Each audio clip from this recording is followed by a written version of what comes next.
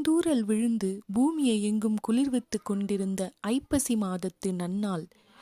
இளங்காலையில் கொங்கு நாட்டைச் சேர்ந்த சத்தியமங்கலம் என்னும் ஊரில் கையில் பயண மூட்டையுடன் ஒரு இளைஞன் புறப்பட்டு கொண்டிருந்தான்.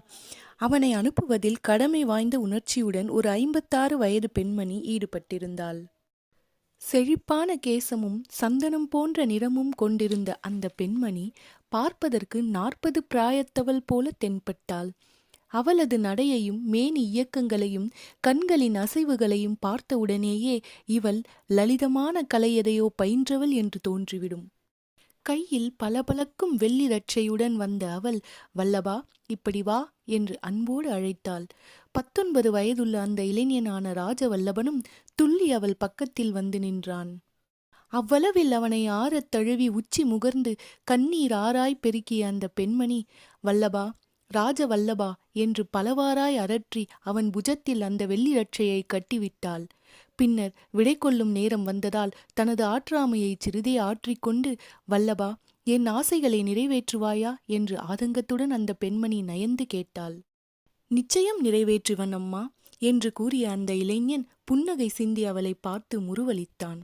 அந்த முறுவலின் பிரதிபலிப்பில் தனது இறந்து போன கணவன் குலசேகரனின் சாயல் கண்டு குதூகலித்த வாசந்திகா என்னும் பெயருடைய அப்பெண்மணி அவனுக்கு திருஷ்டி கழித்து அவனது முன்னுச்சி மயிர்களை விலக்கி சிந்தூர குங்குமம் இட்டு விட்டாள்.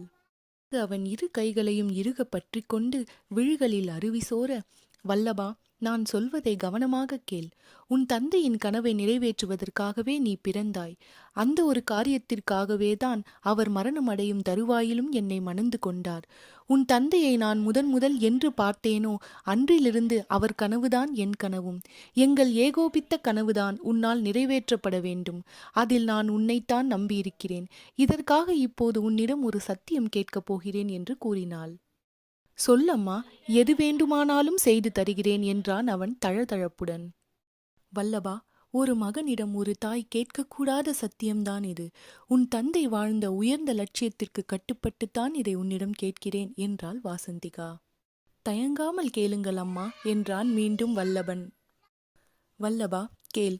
இன்று உன்னை நாட்டுக்குள் அனுப்புகிறேன். என்னென்ன நீ செய்ய வேண்டும் என்பதெல்லாம் விவரம் சொல்லி அனுப்புகிறேன். அதில் உனக்கு எத்தனையோ சங்கடங்கள் வரலாம், சோதனைகள் வரலாம். ஒரு சத்தியம் கொடு எனக்கு. நானும் உன் தந்தையும் சேர்ந்து கண்ட கனவு நிறைவேறும் வரை நீ திருமணம் செய்து கொள்ள மாட்டேன் என்று உறுதிமொழி கொடு. அதை போன்ற ஆசாபாசங்களுக்கே இடம் கொடுக்க மாட்டேன் என்று உறுதிமொழி கொடு என்று கூறினாள். ராஜவல்லபன் நிமிர்ந்து பார்த்தான். அவன் கண்களில் வீரமும் பெருமிதமும் விம்மி ஓடின. "அம்மா, இவ்வளவு